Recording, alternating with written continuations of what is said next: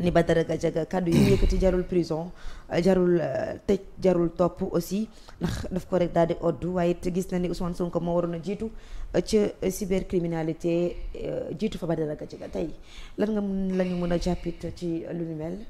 Ndeyaasu dafa am lu am solo loo xamante ne. dama ko remarqué ci Télé Futurs Médias. muy lan. Télé Futurs Médias. seeni journalistes. dañoo manqué professionnalisme. dañu manqué professionnalisme. waaw lu tax nga wax loolu. parce que dañuy confondre. oui. problème groupe bi ak état ak seen travail ñoom. en tant que journaliste. dañuy s'immiscer wu. ci li nga xamante ne moom mooy contrainte yi groupe Futurs Médias di am. ak état. ñu bëgg a ñëw taxaw nekk sol mbubu avocat bi. d'accord. xaw ma ndax comprendre nga li ma bëgg a wax. bu baax a baax. te loolu ça se sent partout groupe bi yëpp laa boo demee RFM matin. Babacar Fall nga fa di dóor di attaquer état bi. kuñ fa teg ku jógee ci état bu ñëwee mu dal sa kaw. bu invité kenn ci opposition bi dina fexe ba jéem a dénigrer le premier ministre pour kooku wax ci loolu.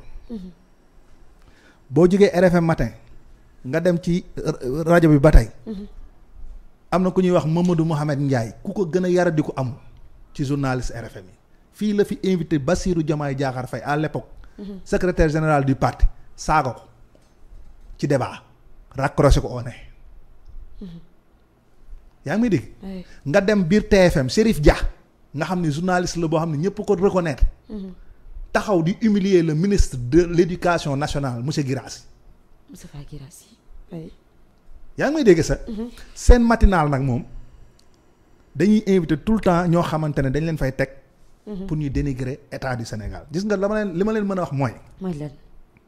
su ngeen muusee tuuti.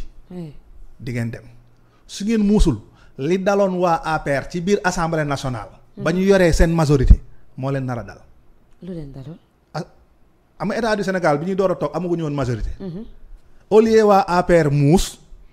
naxante ak président lu mu bëgg ñu votel ko mu jàll. mais fa lañ nekk naan ko sa premier ministre dañ ko fiy dindi ak gouvernement am bi. di ko menacer ba 2 ans yi matee président daa xëy dégomé leen ñoom ñëpp. coow li jeex. ñu demaat élection Pastef ñëw jël majorité bi ñëw toog di doxal. yow nan nga yoree télé privé matle woo parce que li nga warloo ak état Sénégal defoo ko normalement. yaa ngi yoral état bi ay milliards. 16 milliards. loolu ñu ngi koy wax. di ko war a régler yow ngay xëy chaque jour que jëfee di acharné wu ci état boobu te yow li la warloo état bi defoo ko. muy benn loolu mooy ñàkk a muus ki. mais loolu c'est pas intelligent. c'est pas intelligent. yow kay boo muusee xanaa di nga jéem a collaborer ak état boobu sax mu jéem laa jox yenn marché yi ngay liggéey bu ko defee. après nga am benn revenu boo xam ne di nga mën a fay. mais toujours tu fais que dénigrer le premier ministre du Sénégal. nga koy jaarale ci sa plateforme yëpp boo ko deful l'Observateur defoo ko RFM defoo ko ci télé bi mais loolu ba kañ. léegi un Pape Ngagne Ndiaye nga xamante ne émission am en solo lay dem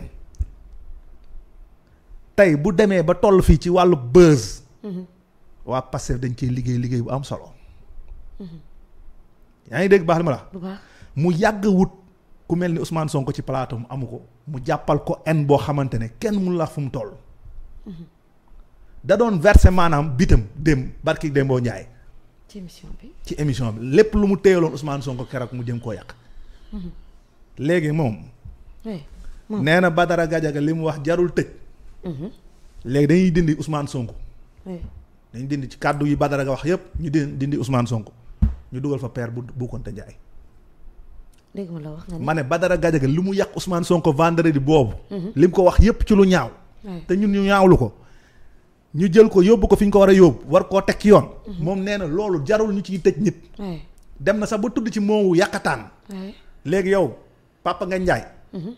loolee Badara wax yépp jëlaat nañ ko teg ci taal bi dindi Ousmane Sonko dugal sa baay Bou Kounta Ndiaye. nañ fa teg papa waaw léegi nañ dugal papaam léegi ñu xool ndax wax gi. moom bu xëyee suba ndax day porter Badara plainte wala du ko porter Badara plainte. mu natt ko ci boppam daal mu natt mbir mi ci boppam Ndeye Assou premier ministre du Sénégal nga naan mook doomam bu ñu newoon États-Unis non man bëgguma sax àgg ci wax gi. c'est ça bul ca yàgg. premier ministre du Sénégal nga ko lool yow léegi nañ jël père Boucounta Ndiaye rek ñu ne ko yow père Boucounta Ndiaye yaag sa doom bu ngeen nekkoon États-Unis eggaleel kenn ñam yu caajaaraat. mais dañuy waxante dëgg décision justice boo xamante ne ñëpp xam nañ ni loolu dañ na nga ñëw taxawaat naan premier ministre du Sénégal da ngaa violé Adji Sarr da nga kaa yàqataan da ngaa lii da ngaa jël xale bu ndaw di ko corruption de la jeunesse te loolu ñëpp xam nañ ni c'est anéanti bu yàgg nga ne loolu duñ ci wax buñ ci waxul lan lañuy wax léegi nag man lenn moo ma def ay reetaan ba mu duggee ci kaaw Farba laa ree daa dugg ci Farba rek ma daanu li tax ma ree mooy non gars yi ñoo hypocrite dëgg nday asu Farba dafa feebar ñu téye ko ci prison bi waa man Pape Ngagne Ndiaye fan la nekkoon ba ñuy jël soxna su tedd soosu ñuy wax Amidia mère Amidia téye ko ci biir prison bi mu jabet sonn feebar ba doomam def vidéo yaram yëpp simeeku keroog sama kanam la Pape Ngagne Ndiaye fan nga nekkoon ba lool di xew naataangoom moom Pape journaliste la non Corom Bandela ëmb ba 10 ñu jël ko kadang ko dugal ko ci prison Pape Ngagne fan nga newoon nekkul woon ci réew mi Pape Ngagne fan nga newoon en réalité man des fois bu ma leen di déglu dama naan ñii yenn Sénégalais la ñuy waxal quoi ñun dañoo amnésique wala lan ma ñun mënuñu fàtte li fi xewoon démb ak barki démb yow nga nekk ci biir réew mi nekk journaliste ñuy jël ay nit di leen tëj ci maali foro ci yoo xamante ne nit ku reetaan def ay emoji nga jël ko tëj ci prison bi xale bu ndaw jël revue de presse benn journal Papito Kara ñu jël ko dugal ko ci prison bi ba mu découragé jël géej gi tey ñu naan dem si yàlla si Papito Kara doon liggéey ci presse yow waxoo loolu kaasoo loolu jooyoo loolu ñaxtuwoo loolu ngay xool koo xamante ne ñu ngi koy jiin ay milliards et des milliards tëdd ci biir prison bi nga naan non dañ ko war a génne parce que dafa feebar c'est malhonnête de ta part sama xol bi daa bëgg a génne instant dafa jeexal sama xol yàlla xam na kon tegal barki Seydina Muhammad dafa jeexal sama xol ndagal kon ndax nga fàtte loolu parce que man mënu ma comprendre ni non kii foog ñu tegal ko ndaga quoi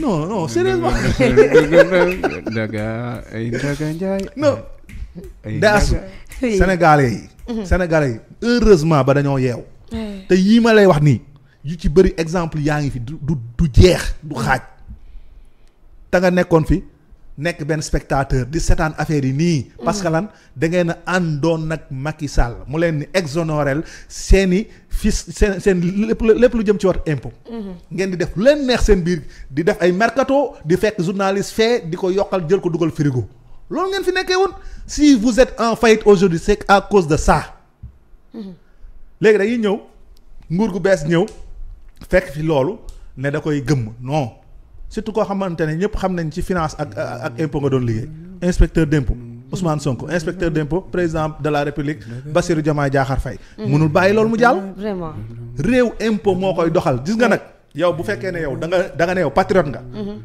nga yor sa entreprise sa fas yéene woo def impôt mooy bëggoo réew mi Tara gis nga li mu lay teel suuf ngay sàcc courant am na lu may teel suuf de maa ngi dégg ndaw ba yëgalee rek bàyyi ko moom mu dimee ci suuf muy sàcc courant lu toll ni entreprise bu mel ni TFM ñu jàppale ci ana kiñ ci jiiñoon rakku Youssou Ndour anamu mi ngi ci biti di doxee soxlaa te man bu ma sàccoon courant ñu ne ma ciix tey dañ may dugal ci prison fàtte ma fa est-ce que dossier boobu tey jii ba tey yëkkatiwaat nañ télé jël fréquence am di ko fay nga dem di sàcc fréquence su télé 2STV borom télé ba toog wili pande leen ñëpp di dégg loolu mooy TFM loolu mooy Groupe Futurs Médias c'est décevant yow nga taxaw nag jàkkaarloog sénégalais yëpp di def ay affaire donneur de leçon kan ngay jox leçon ñan ngay jox leçon TFM moom ci boppam xam na ni nekkul ci yoon te dañ leen ko war a wax buñ leen ko waxul nag ngeen insister di nekk seen détails yii naan da ngeen di xeex ak président Ousmane Sonko yàlla xam na ni keroog Cheikh Bara Ndiaye dafa wax lu am solo Ousmane Sonko moo yor kàddu goo xamante ne mën na laa taal yëkkati la ñëpp bëgg la waaye bu jëlee kàddoom wax ca lu safaanoo ci sa jëm nga jaare fa yow faay te loolu moo am dal na Bassirou dal na keneen ak keneen ay maire dal na fi ay ministre kum fi waxal lu baax sa affaire baax waaye ku dof lu nag ba mu jël la ba wax la safaan wallaahi azim ci suuf nga jëm te TFM bu ñu moytul ci suuf la jëm daga jaga ayca am na solo bu baax a baax Tra donc ci kàddu gi donc dañuy avancé jëm ci beneen ponk ndax fi ñu tollu tembe dañoo yéex a commencé suñu émission daanaka lu toll ci ñeenti